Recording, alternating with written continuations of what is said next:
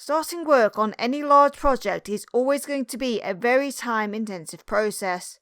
By necessity, you will dedicate long hours of work on realising the project, as well as more hours just on the thoughts of where you might want to eventually take it. This holds especially true for if your project is one that tells a story, one told in a manner other than the traditional words printed onto a page, through a method known as transmedia storytelling. Visual, sound, Google Docs, special hidden videos all come together to tell us a story on multiple layers. But then sometimes you reach a point in the middle of a project and realise that maybe you wish you told the story in a different way. Or the story changes and suddenly the narrative you spun now has parts that are no longer relevant. In that case, it's perfectly acceptable to go back to the beginning and reboot your project. Today's video topic is a reboot of a prior series that I've covered in the past, and one I have a special connection to, Little Red's Transfer. This series is also a good example of transmedia storytelling, because for every video entry we get, we also get a number of hidden videos, documents and other media to help tell us the story. And sometimes we get a lot of that.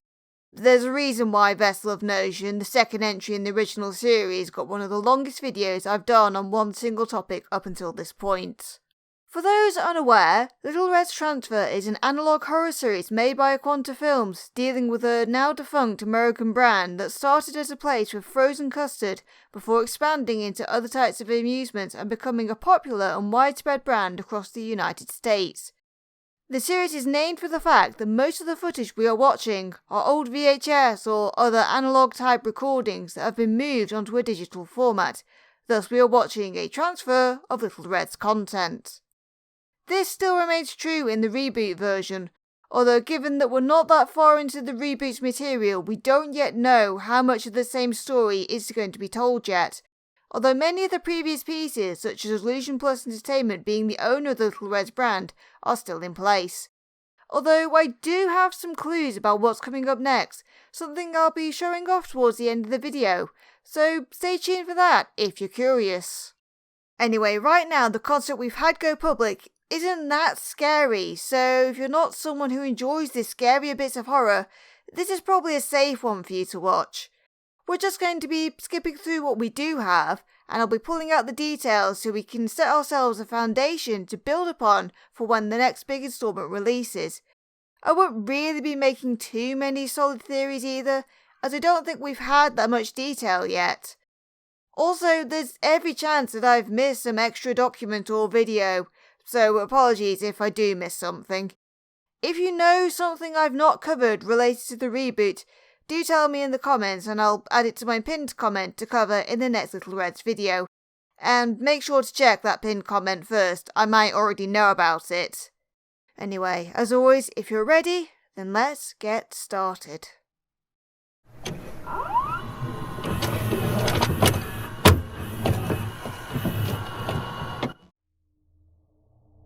As the title of the video suggests, the main portion of this video is taken up by a commercial for a Little Red's location located in Virginia. Looking into the description of the video first, we see a message from the uploader based in this universe, and it is a familiar name we recognise from the original series, Arthur Mardrow. Arthur was similarly the uploader of content before, and it seems in the reboot he is playing very much the same role. Reading the description we can learn a few things.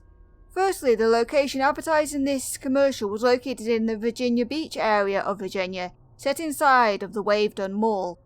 It was recorded at the start of the year 1985 and was taken from a recording made by Arthur's father, which Arthur has found going through his things after the father's passing.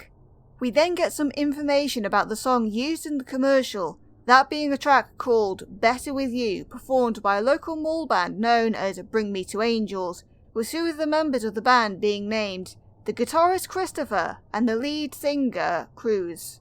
Arthur also mentions that his late father had apparently had a few interactions with Cruz, who was made to sound like a nice person to Arthur from what he recalls of the stories he'd heard. However, the commercial had to be pulled and resubmitted for broadcast after it was discovered by reversing the music track that about halfway through the snippet we hear in the commercial, that there was a voice under the singing that seemed to be saying something. Something that people said was saying, "See you in hell." Christopher had commented that said message was not something the band had put into the track, while Cruz never actually made any comments on it. Arthur wrapped up the description by saying that he has more footage he'd found in his father's things, a set of old VHS recordings that had been transferred to computer disc sometime in the early 2000s, again giving us our series title. Arthur says that he will upload more stuff in future if there's interest, saying that there is some pretty neat stuff here for the fans of the Little Red brand. He ends by linking us to his website where he posts more stuff about Little Red that he's found and recovered. Moving on to the video, it starts with a white-grey screen that eventually shows a graphic for the Little Red Amusement Centre location on a black background, showing us that this is a screen that the commercial is being watched upon. Underneath the logo we can see the words in white, proudly presented by Illusion Plus Entertainment. This then all disappears, and before the commercial starts we see some new words across the screen, also in white. It flickers at the bottom before centering on screen, reading, "You can hear it too, right?"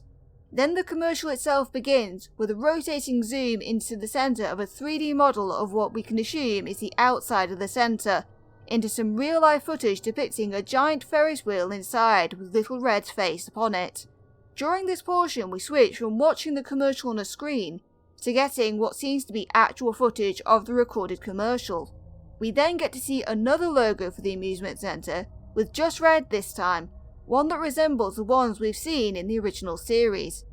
We hear an announcer's voice asking if the Waved-On Mall is looking for games, rides and lots of fun, before the song for the commercial kicks in. We also see a logo for the Waved-On Mall appear at the bottom of the screen, with a Pepsi logo to the left and another on the right that doesn't seem to be of any company I could find, but will be explained later. The commercial shows off a number of things, such as different rides, the Ferris wheel, bumper cars, etc., a peek at a big water tip bucket surrounded by water park slides marked with Hansel and Gretel's waterworks, a bowling alley, games including physical things like a ring toss as well as computer-based arcade titles, birthday party related things, as well as what seems to be the animatronic show called the Woodland Pals All-Star Town. We also see a number of different designs of the three main mascot characters, Little Red, Lox and Gally. Eventually, we end as we started with a rotating zoom out of the 3D center model as the footage switches back to showing it on a screen, with the song telling us that we can find a spark, a Little Red Scout Star? Scout Star being the name of a location from the original series, a very important Little Red's location too. The recording advert ends on a white screen displaying the second Red Alone logo, as the announcer ends by saying that his name is Andy and he'll see you next time. We also see the Waved-On Mall logo again, with the two other smaller logos on either side, giving us an address in Somerville. After the commercial is over though, the recording of the screen doesn't end, as we are briefly shown a technical difficulty screen before we get a flurry of images that seem to be from the commercial, but when taken slowly will show us a number of things that weren't a part of it. In order we see clearly a camera attached to some piece of equipment rotating by the corner of what looks to be a corridor and showing a floor covered in a pattern of white, black and tan with a dark orange wall. A 3D N64 or PS1 era game with a Little Red we've seen in the original series stood in a location that looks to be a beach or some sort of tropical island. A bluish background screen with lines of white question marks that scroll upwards that occurs more than once. A darkened model of what appears to be a cabin or house upon a background of blue with little white clouds, possibly the same one we saw a few times in the original series. A shot of a pink-walled room angled up at a ceiling corner with either a locked figure, cardboard standee or maybe even animatronic on the right, and a fan attached high on the wall to the left. What looks to be a shot of someone in a Little Red costume, or maybe a very humanoid animatronic, sitting weakly on a stage, legs stretched wide and head hung low, which raises up slightly. Something laid out on the floor, covered in a black shiny top, which appears to be a body. A Little Red leaning over and peering through an ajar door with very big eyes. What seems to be a shot of a body bag with an evidence documenting tag next to it. An animated shot of Gally and Red blinking, or winking in Red's case. More of the body with another evidence tag. A shadowed figure with near shoulder-length hair navigating down a corridor using their hands against the wall. A shot of the body with the arm sticking out from beneath the top, surrounded by blood splatter and with an evidence tag of 11 near it. A young looking cartoon Little Red. A hand setting up a camera that pans up over 2 body bags sat against the side of something with a Little Red graphic on top. The house again in the blue and white cloud place being lit up yellow and showing off details such as a porch. The first amusement centre logo plastered onto a large tower, and between these, 3 screens that give us a message when put together. There are no actors in this film. Everything you hear and see is real. There's also the possibility that extra images we've not seen are overlaid in places such as here, but I can't quite tell what they are. There is also some commentary on top at the start that at first follows the start of the commentary on the commercial, but has an extra section after the rides, games and lots of fun that says, "Well, get on your way and I'll see you here at Little Red's," before it distorts and gets too high pitched and fast to determine the words, although it does seem to be looping in parts. Eventually, this all stops, leaving us with a black screen for a few seconds before displaying another message in white text that gives us a big question to define the rebooted series. Have you heard of the Dream Killer? On this video alone, we can see that the series is once again focusing on some of the same elements as before. Arthur Mardrow and his father's old collection, Little Red's being quite a big brand with large locations with multiple attractions, Illusion Plus Entertainment, same mascot characters, and a number of things such as the 90s era 3D game Little Red being used here too. However, this focus location is not in Arkansas like much of the previous series focused around, but instead Virginia. There also seems to be a new mystery for us to focus upon, the Dream Killer, who we can assume is probably responsible for the covered bodies we saw in glimpses towards the end of the video after the commercial ended. We can also hazard a guess that Arthur's father, and probably Arthur, lived near the Virginia Beach area, if not in it. This area of the state is close to the border with North Carolina, so this doesn't rule out them not living in the same area.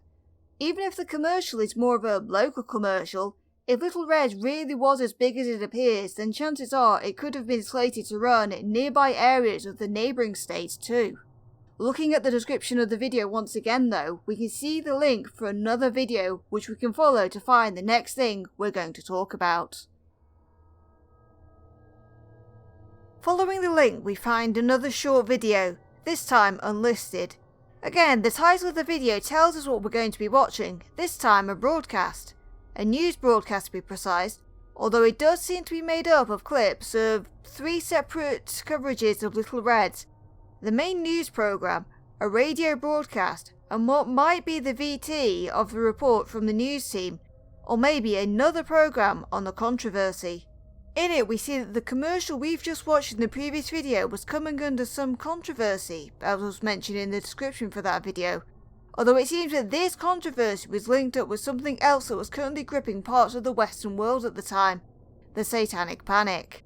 For those too young to remember, the Satanic Panic was a period of time in the 1980s and the 1990s when a moral panic was fired up by religious fanatics convinced that Satanists were using different media properties to indoctrinate and corrupt the youth into demonic habits and rituals. I myself remember as a kid in the 1990s here in the UK, seeing articles and even news pieces on how Pokemon was teaching children to search out demons and enslave them to our will. So, needless to say, it had an effect across the world before it died out sometime in the late 90s to early 2000s. The video starts with the female newsreader saying that it's no secret Little Red has already had some controversies, the ones listed after being reheated uneaten pizza, rigged arcade games, and something about recycling, with the first 2 seemingly being labelled under speculation, and the recycling one being called more cautionary. The newsreader then goes into the meat of the thing, talking about the recent commercial for the Wavedon Mall location, and the discovery of the backwards voice saying "see you in hell," something the newsreader seems to focus on to make a big deal of. She says that parents have now been wondering if the amusement centre is a safe place for their children. Further into the report we are told that the voice can be heard at the halfway point over Andy the announcer, which seems to almost contradict what we'd heard about the voice being part of the music track. The radio voice asks if this is a sick joke, and the report suggests a satanic subliminal as a close-up of Little Red's face appears, with the words "The Rise of Satan Worship" placed atop it. The radio voice suggests that the Woodland Pals should get their own D&D characters at this point, alluding to how during the Satanic Panic, D&D was one of the most commonly targeted properties by believers of the Satanic Panic. The news broadcast ends by having the newsreader say, "It's 10 PM, do you know where your children are?" The video ends with a snippet of a Pepsi commercial from 1985, which seems to suggest that the broadcast was recorded over something else on the VHS tape. This might tell us when the news report was broadcast, which would make some sense given the things we already know about the commercial and the controversy associated with it. A big part of the background we can get for Little Reds can be gained from this website maintained by Arthur Mardrow, so it's worth checking it out so we can have this information to work with now and in future installments. The website consists of a handful of pages. The home page, a page listing interesting found items with information about them, a page about Arthur and why he is making this website, and a contact page. It also has a number of images with names that usually describe the image, but a few, while not super relevant, are interesting. This Little Red from the contact page, for example, is called "There He Is," and yes, indeed, there he is. The other one I want to highlight is the title of the amusement centre logo, which is called "What Are You Looking For?" You know exactly what it is I'm looking for. The homepage has a featured piece of Little Red's media, a magazine article from a publication called The Modern Wonder on the founder of the amusement centre, and an FAQ about the site and Little Reds. Looking at the article first, we can find out some information about the background of how Little Red's amusement centre came to be, and how it worked when the article was published in 1984. The name of the founder we are given is Harmon Manchak, who is credited as taking ideas from the Little Red's frozen custard diner to expand into the Wavedon Mall, which had a vacancy and dropping consumers at the time, creating a place for parents to drop their kids for a few hours while shopping, or maybe even a place for the entire family to spend some time at. The man is also mentioned to love making miniatures, and said miniatures play a role in the construction of attractions in the amusement centre, with a roller coaster known as the Scout Star Coaster being featured prominently. We also see the name of a company that helped with the construction of said roller coaster, Sonia Creation. Moving now to the FAQ, we can learn a lot more about the history of the brand. We learn that Little Reds was a family entertainment chain similar to Chuck E. Cheese, Showbiz Pizza and Disney Quest that served diner-style food with an in-house frozen custard. They had a few locations and were mostly focused in the Virginia area, but would license out their characters to other brands and events, which saw them appear on cruise ships, in movie theatres and such. We also learn that the brand was liquidated in 2005.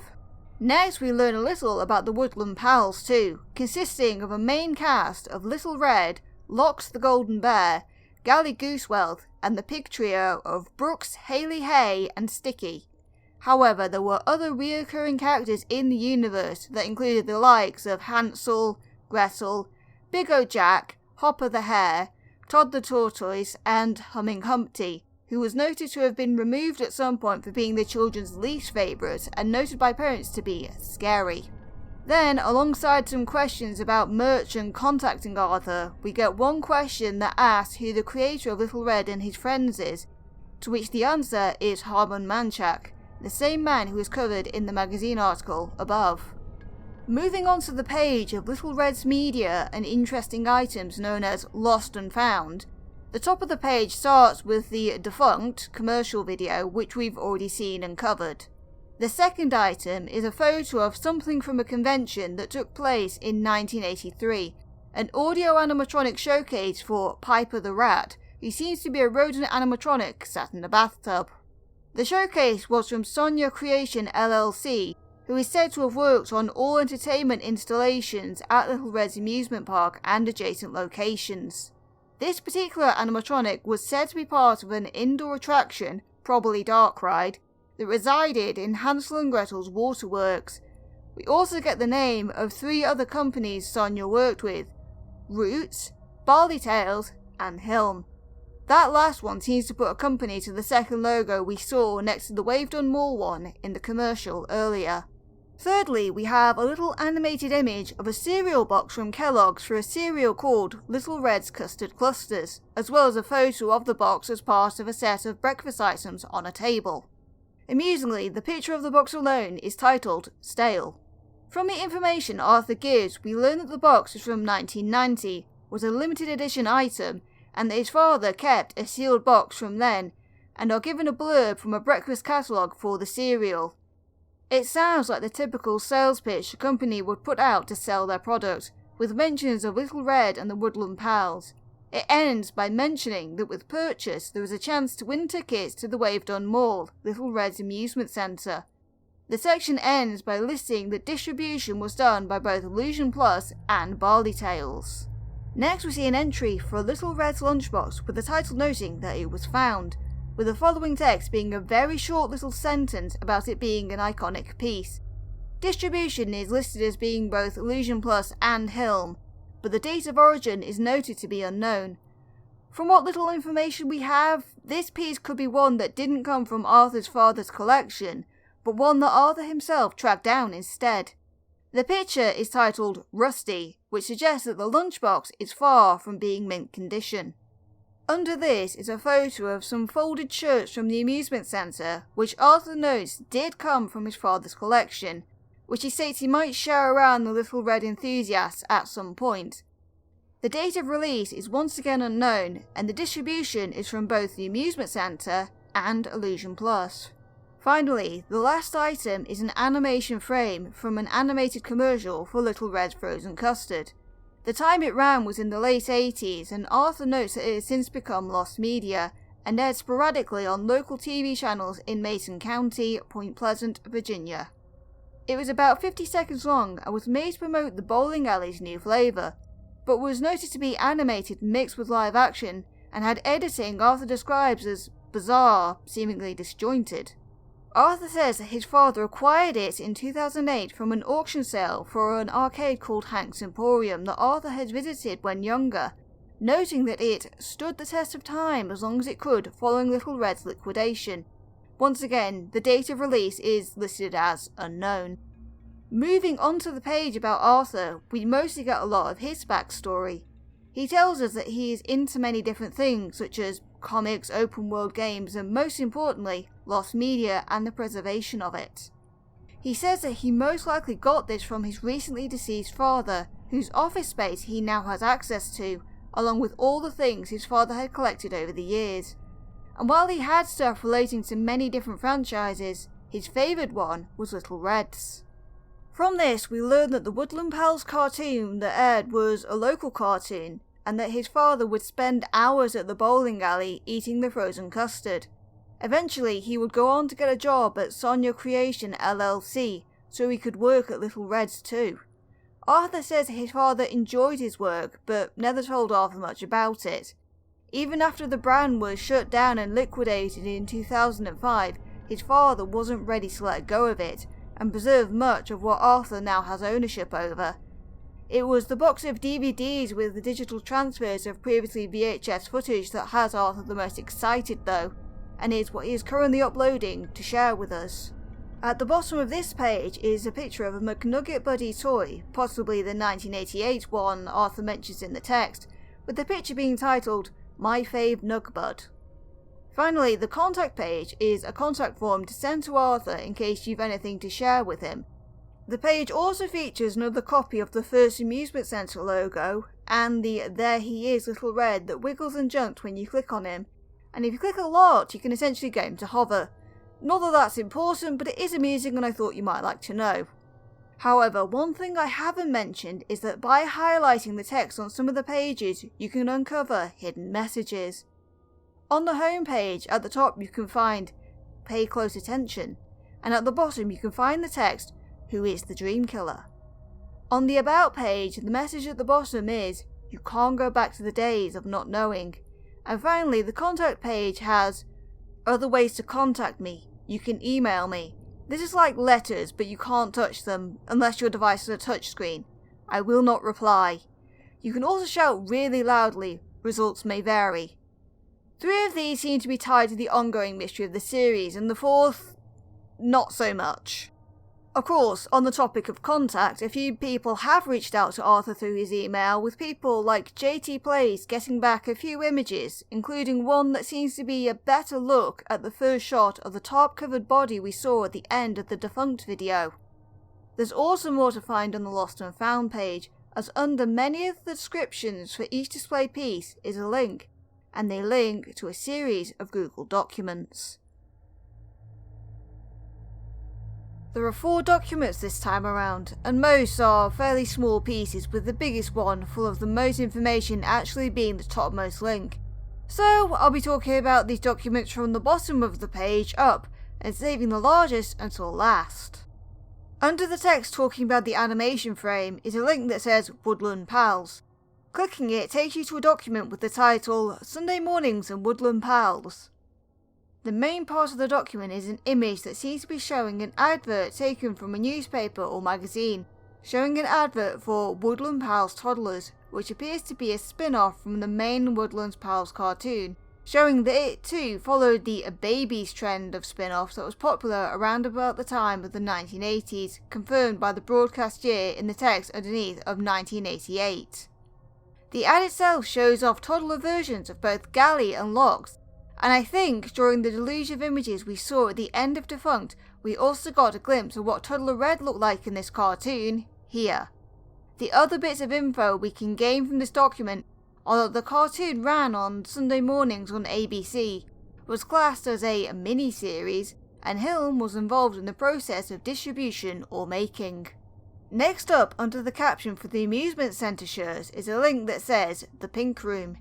Clicking it takes us to a document titled Welcome to the Pink Room. This document has a photo of a model of a pink room sat on a wooden desk surrounded by other items. The text underneath tells us that this is a model of the very room in which Little Red and his friends were created, and that the real-life Pink Room was an in-house office and studio that was used by the Manchak family. The model itself was apparently last seen in Illusion Plus Entertainment's headquarters in Point Pleasant, Mason County in West Virginia. The last thing we can find is if we highlight the text all the way to the bottom of the document, we see some hidden text in which we learn that apparently the Pink Room had a smell of cotton candy and petrichor, which is the earthy smell that is released when rain hits dry ground. I think we also got a look at what might be the Pink Room during Defunct's image deluge, right here. It certainly looks like a place that might be known as the Pink Room. Moving up the page, under the caption box for the breakfast cereal is a link that says Amazing Custard Flavour. The link to a document titled Amazing Custard Flavour. The main part of the document is taken up with a small gif that shows a close-up of Little Red pouring milk into a cereal bowl, with a cartoon Lox stood in front with his hand up. However, people on the Discord noticed that Lox's blinking seemed to be a code. Morse code. Looking closely at it, the pattern seems to be 3 short blinks, 3 longer blinks, then 3 more short blinks. If we take these short blinks as dots, and the longer ones as dashes in the Morse code, then we get the message SOS, a common signal for asking for help. There's also something just off screen in the GIF that we can just about see moving behind Lox, although it's impossible to guess at what it might actually be. Highlighting the text on this document also reveals another hidden message that reads, "Something about this isn't right." Finally, right at the top, under the caption for the Piper the Rat showcase, is a link that says Bravo Beaver, which takes us to a document titled The Bravo Beaver Inquiry. There seems to be an article or report on another mascot-themed entertainment location inside the Wave Done Mall, Bravo Beavers. The document starts with a photo of the front of Bravo Beavers, showing a typical large sign with the cartoony head of the main character of Bravo Beaver. We then learn about the backstory of the place, birthed from the mind of a man called Daniel Breach.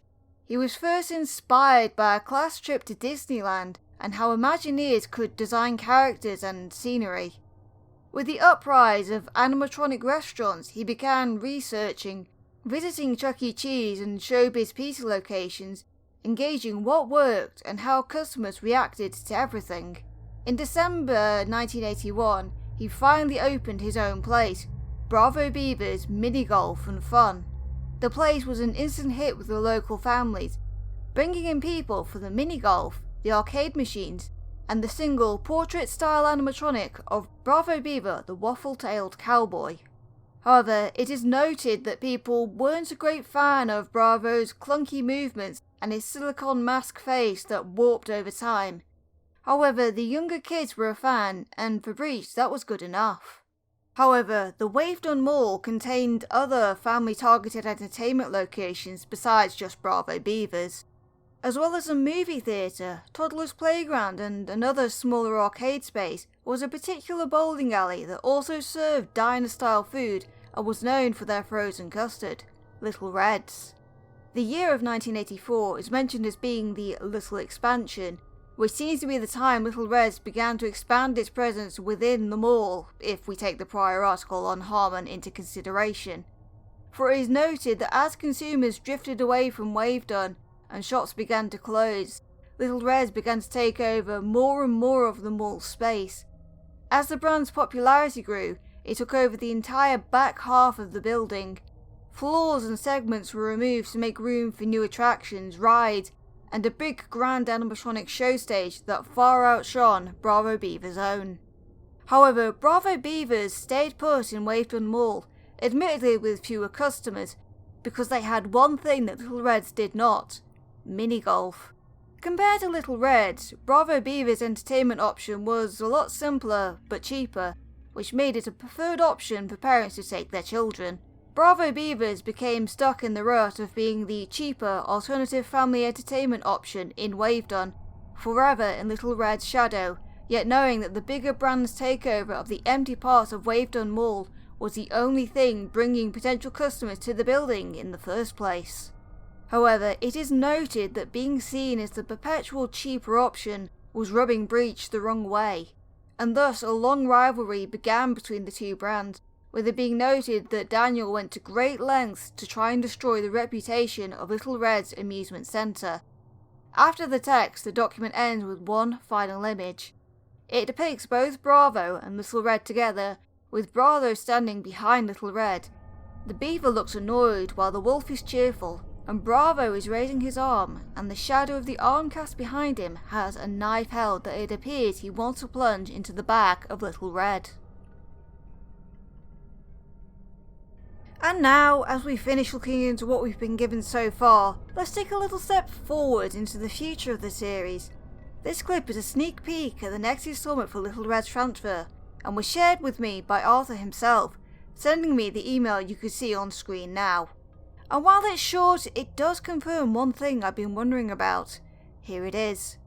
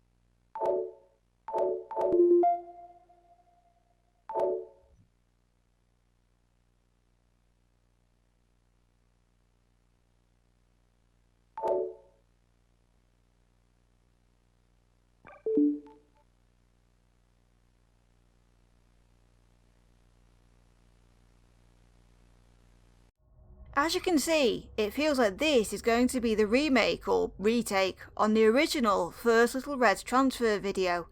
A transferred employee training video that has been worked upon by one of the central characters of the series, Ivan Carpenter. The text also notes that this transfer was undeveloped and maintains notes from editors and employees, which include Ivan, noted to have been made days before his disappearance. So it does seem that once again we will be asking the question, where is Ivan Carpenter?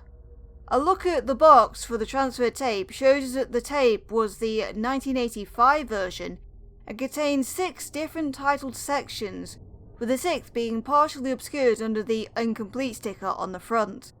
The tape plays showing us logos for both Sonia Creation and Delusion Plus, before we see the Little Red's amusement park logo with the Wavedon Mall, Pepsi and Hilm logos underneath. We then get a rotating zoom out of the same 3D building model we saw in the Defunct commercial, before a menu pops up and we reach the DVD's menu page. There are options for play, scene select, language and settings, and we can see at the bottom left that this is the 1985 version, version 2, 2005 re-release. As the options are selected, a text box pops up informing us that this DVD is undergoing analog to digital conversion, and thus some elements like audio-visual elements, features and chapters might not be working, so playback is only recommended for internal review. Every time the play option is highlighted, we see scenes, all that can be recognised as having been part of the commercial from Defunct. And this is the option selected eventually, which leads to the camera doing a rotating zoom into the door of the building model. And for now, that's all we're going to get as far as a look into the next Little Red's transfer installment.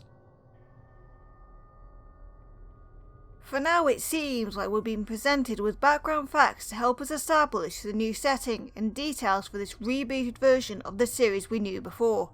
So let's run down what we know. Once again, the person sharing all of the memorabilia and stories about the brand is Arthur Mardrow, although so far we don't know if any of the other people who were helping him gather information and items still exist in this rebooted continuity and will appear later. Arthur's father is once again the source from the majority of the tapes and items shown off, as well as having been a true fan of Little Red's for many years, eventually working at Sonia Creation just to get a chance to work on Little Red related things. His work for Sonia might also explain why he owns the tape of the commercial, as the parts we see before the advert that aren't the strange messages seems to suggest that rather than a recording of a television broadcast, this is a copy of a master tape from the company themselves. Arthur seems to have inherited the love for the brand, as well as the collection of memorabilia, although so far it does seem like he hasn't noticed the stranger things that were included at the end of the Defunct video, or at the very least he hasn't talked about them.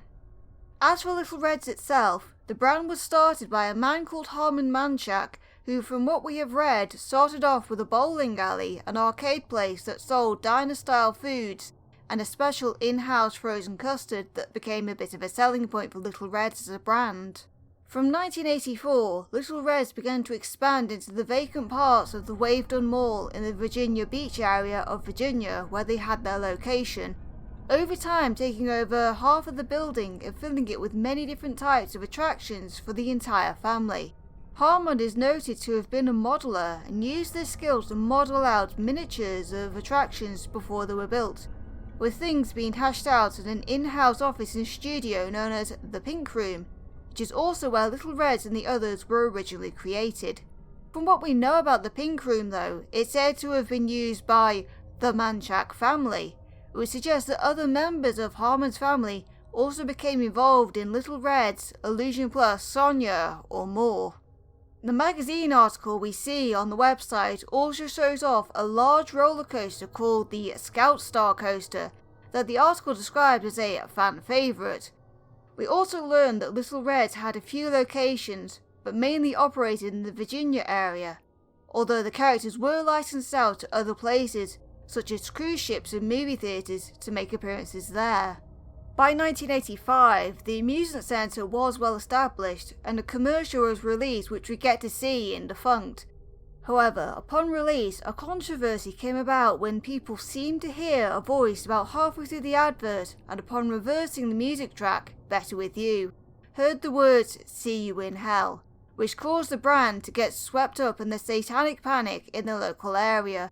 The band behind the song Bring Me to Angels was a local mall band, and the guitarist Chris denied that the band had ever put in that hidden message, while the singer Cruz never commented. Regardless, the commercial was pulled and later re-released without the hidden subliminal message. But one thing I have noticed about the commercial is the lack of something very big that we saw in the article: the Scout Star coaster.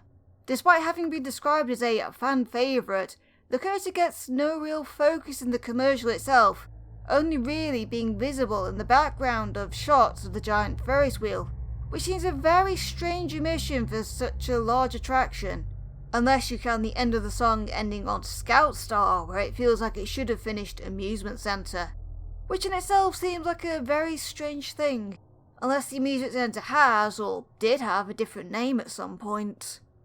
Moving away from the advert, thanks to the website we can find out a lot more about Little Reds, the products, and places they were involved with over the years, as well as when it all ended.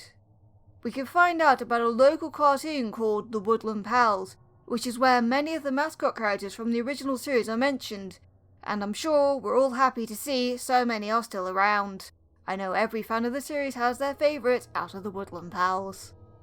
As well as the trio of Red, Lox and Gally, we have Hansel, Gretel, Big O Jack, Hopper the Hare, Todd the Tortoise, the pig trio of Brooks, Haley Hay and Sticky, who are noted to be included as main characters, and Humming Humpty, who once again is said to be the least favourite character, and also removed for having been too scary. I do wonder if the pig trio will be antagonistic, as pigs were depicted as being bad during the original series, and while they are mentioned as main characters, that doesn't mean protagonists. We also see mention of a baby spin-off with the Woodland Pals toddlers, with mentions of Red, Lox and Gally being characters in that. We also get to see limited edition breakfast cereal, an animatronic showcase of a character for a ride that took place in 1983, before the 1984 little expansion in Wavedon Mall, which suggests that at the very least plans were in place for parts of the water park Hansel and Gretel's Waterworks before the expansion. We also get to see merchandise such as amusement centre shirts, and a lunchbox that I'm sure those of you who have seen my past videos on the original series will agree looks very familiar. Also among the things shown on the Lost and Found page was an animation cell from a Lost 80s commercial. And Arthur makes mention that it was purchased from a place called Hank's Emporium, which seems to have been an arcade that also existed within the Wavedon Mall.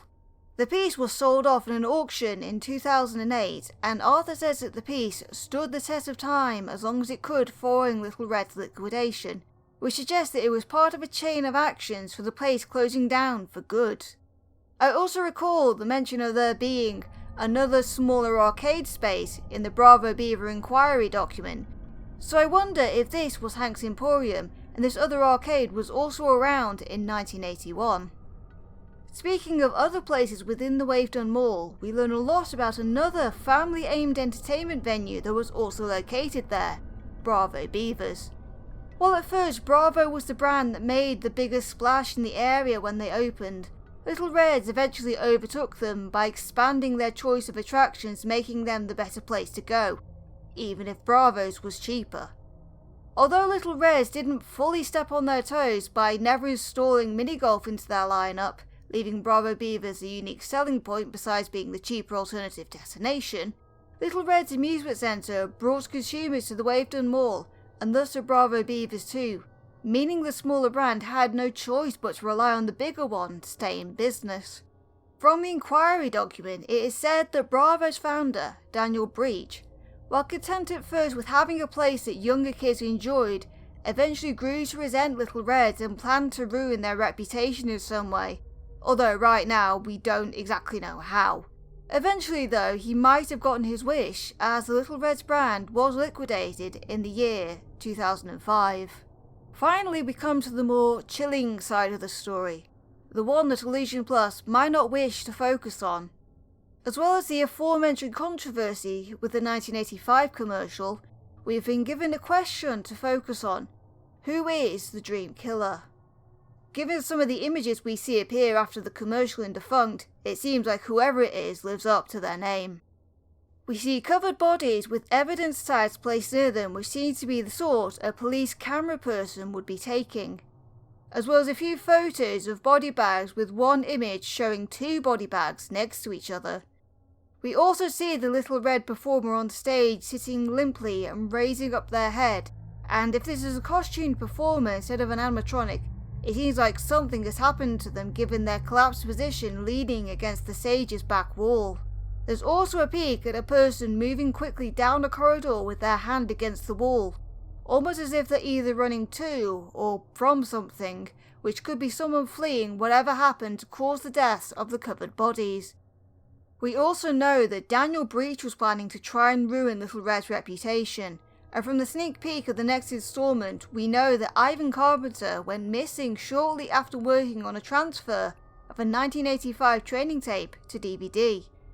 Of note is that this DVD, although incomplete, has a year date of 2005 next to its designation as a second version of the tape, the very same year that the Little Red's brand was liquidated.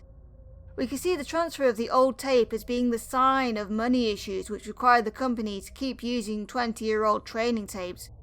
But given that Ivan apparently went missing shortly after working on it, did his disappearance have something to do with Little Red's going out of business for good? Or did Breach find some way to ruin his competition? So far, most of the guesses I can make are based both on the new stuff we've been offered, but also by remembering the original series. While this is a reboot, elements of the original series persist, and if I'm correct that the next video will be a retake on the very first Little Red's transfer video, there's a chance we're still being told a similar story to before. Things like Ivan disappearing, the lunchbox and the cabin have all made appearances, all of which have been somewhat important before. The editor who vanished mysteriously, the lunchbox that might have contained illegal substances, and the cabin that might be home. This doesn't mean that we will get a similar story, and in future theories we'll need to be careful not to let the original series colour our perceptions of the new content, but at the moment a lot of familiar pieces have already been revealed to us. At the moment, that's all I really have. We've been offered a base, a foundation for the rebooted series, and although it seems elements from the original series are still a part of the new series, not everything is the same. We've yet to see if the circumstances of Ivan's disappearance play out similarly and he ends up in a locker that vanishes, or if the Party 91st incident is the one that results in the body bags we see. I'm also curious about the Piper the Rat animatronic from the 1983 showcase, as this is not a character that was around before. Was this a character that got scrapped later? Were they only used for a certain ride? Were they obscure, or will we see more of them in the future? I suppose for now we'll need to wait and see if what's to come shows us a story we know, told differently, or a different one entirely.